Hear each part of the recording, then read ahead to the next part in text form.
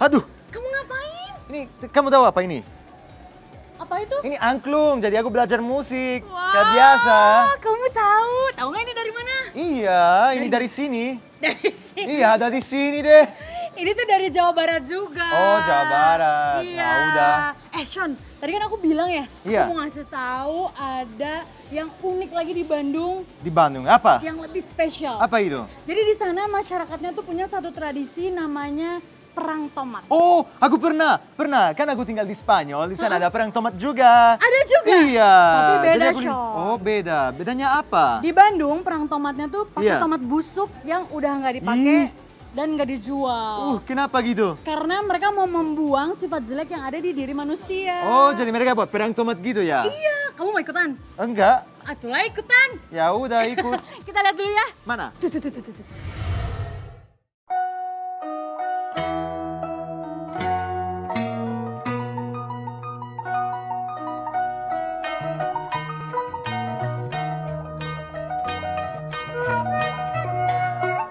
Masih dari Bandung nih, pemirsa ada yang tahu nggak tradisi dari Kota Kembang?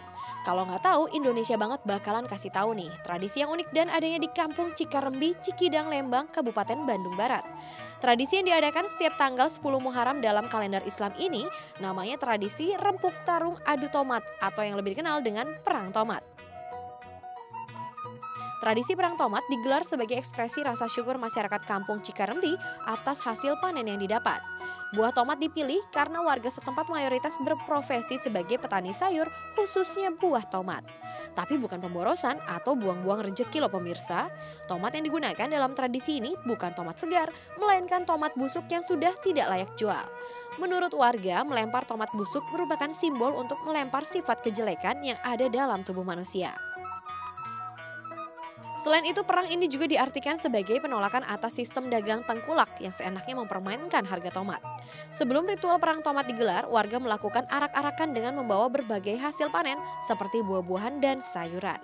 Mereka pun mengelilingi kampung sejauh 2 km dan disusul oleh warga lainnya yang menari mengikuti irama musik tradisional Sunda. Beberapa saat sebelum perang tomat dimulai, sejumlah perempuan menari tarian tradisional.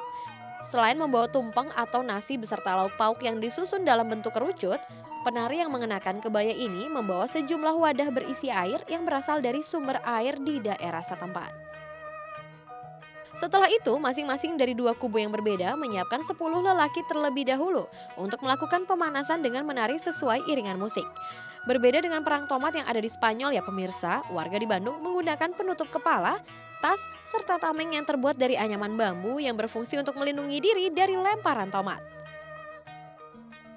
Dua kubu ini pun kemudian saling melempar tomat secara bergantian.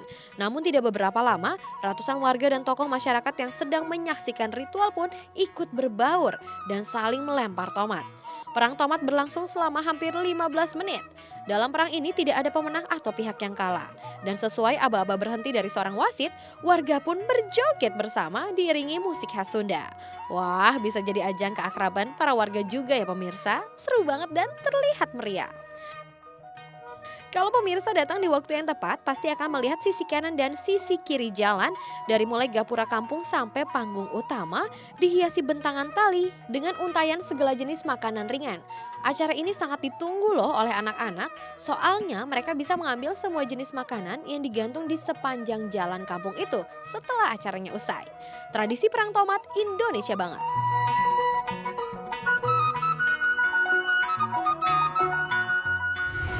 Wah, itu dia ya? Iya. Wah, gitu dilempar jauh-jauh gitu lagi, kotor semua lagi. Wah, pakai bajunya ya. Terus kamu tadi lihat nggak? Mereka tuh pakai topeng. Iya, apa sama itu? tameng. Terus itu untuk apa? Itu tuh untuk menangkis supaya tomatnya nggak kena ke muka. Oh, nggak kena ke muka. Sama nggak kena ke mata kan bahaya juga kan. Jadi kalau kita ke sana harus pakai itu ya? Iya, kalau kamu nggak usah lah. Ih, Gini maksudnya? aja. Ih, maksudnya apa? Sean, ada lagi nih. Ih. Ada satu lagi yang unik banget, tapi bukan di Mana? Bandung. Apa?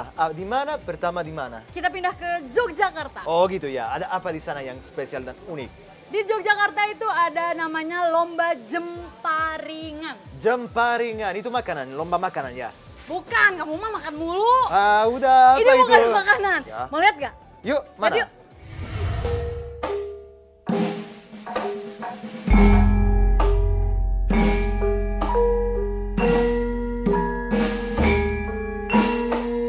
Lain kota pastinya lain tradisi dong. Nah sekarang agak melipir sedikit. Dari kota kembang kita menuju kota pelajar. Tidak diragukan lagi kota yang selalu ramai para wisatawan memiliki banyak sekali tradisi yang masih dipercaya. Dan sampai sekarang masih banyak yang mengingat dan melakukannya. Tradisi seolah tidak pernah dilupakan, bahkan menjadi agenda tahunan bagi masyarakat Indonesia. Tapi lain hal dengan tradisi yang satu ini. Kalau umumnya tradisi setiap daerah dilakukan setiap tahun, tradisi ini dilakukan setiap bulan loh, tepatnya setiap hari Selasa Wage. Nah, tidak cuma itu aja, ada lagi nih yang membedakannya pemirsa. Kali ini tradisi yang dimaksud merupakan perlombaan di mana lomba ini dinamakan tradisi lomba jemparingan. Jemparingan adalah bahasa Jawa yang berarti memanah, bukan sembarangan memanah ya pemirsa, selayaknya lomba pemanah modern. Pastinya peserta harus dengan posisi berdiri dong. Di jemparingan semuanya berbeda. Peserta harus dalam posisi duduk bersila dan berjajar dengan seluruh peserta yang lain. Bukan hanya cara memanahnya saja yang unik, pakaian yang dipakaikan pun harus sesuai dengan dress code yang sudah ditentukan, yakni busana yang memiliki unsur Mataram. Lengkap dengan busana surjan, belangkon, beskap, dan jarit diikat kemben yang terselip keris. Wah, seperti zaman perang aja ya pemirsa, serba tradisional.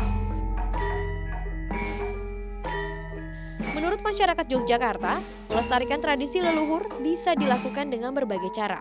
Salah satunya dengan melatih skill memanah. Terdengar agak seram ya pemirsa, tapi sebenarnya memanah ternyata merupakan seni perang yang sudah lama berkembang di masyarakat Jawa loh, khususnya Yogyakarta.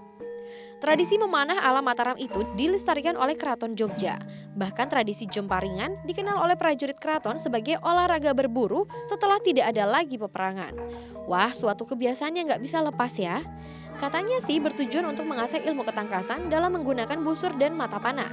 Makanya untuk melestarikan tradisi panah ala Mataram, pelestari seni memanah kerap mengadakan lomba jemparingan. Perlengkapan panah pun cukup tradisional loh. Dibuat dengan bahan yang cukup sederhana, yaitu busur atau jemparing yang terbuat dari bahan bambu atau kayu dan kawat baja. Sementara anak panah terbuat dari kayu dengan ujung baja dan pangkal bulu ayam atau titik. Objek sasaran pun bukan papan bergambar manusia atau lingkaran seperti di film-film loh. Kali ini hanya menggunakan batang berbahan khusus yang diibaratkan sebagai manusia. Aturan permainannya gampang banget pemirsa. Setiap peserta wajib menyandang jemparingan dan masing-masing diberi kesempatan melakukan 20 kali rambahan. Jika mengenai sasaran, peserta akan mendapatkan poin dan yang paling banyak mengumpulkan poin pastinya akan mendapatkan hadiah. Tradisi yang unik dan menarik banget kan pemirsa? Makanya kalau mampir ke kota pelajar ini, jangan lewatkan lomba jemparingan. Gak usah takut, semua aman kok. Gak cuma laki-laki aja yang boleh ikut lomba ini, perempuan pun bisa ikut kok. Tradisi lomba jemparingan Indonesia banget.